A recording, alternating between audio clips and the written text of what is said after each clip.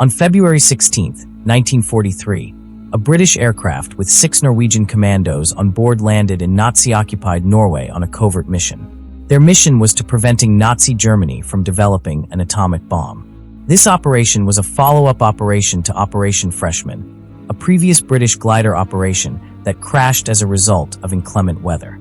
The survivors were taken prisoner and executed by German troops. However, the Allies were determined to stop Germany's nuclear aspirations. Germany had seized the Vemork hydroelectric plant in Norway that was producing heavy water, D2O, which is a critical moderator needed in nuclear reactors. Norway was the sole country then that could produce heavy water in quantity. Germany needed it to be able to control nuclear reactions to create plutonium from uranium-238, a necessary step toward the building of a bomb. Aware of its strategic value, Germany had occupied Norway in 1940 and seized the plant. But the Norwegians managed to smuggle out the heavy water available before the occupation by the Germans. Though the Germans restarted production later using Norwegian technology, this loss provided the Allies with precious time. To shut down production for good, British-trained Norwegian commandos devised a bold plan.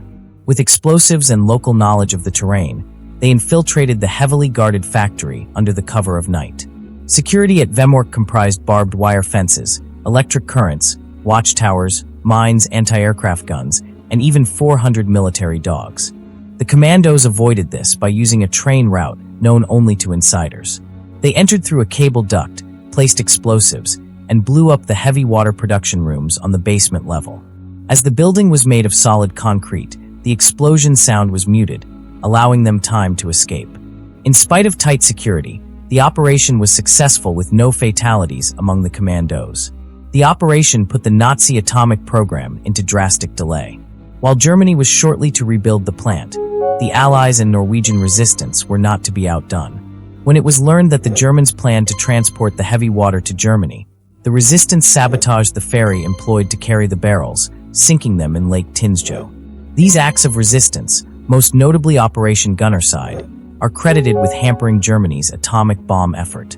Had the operation failed, according to historical accounts, Hitler might have possessed the bomb before the US.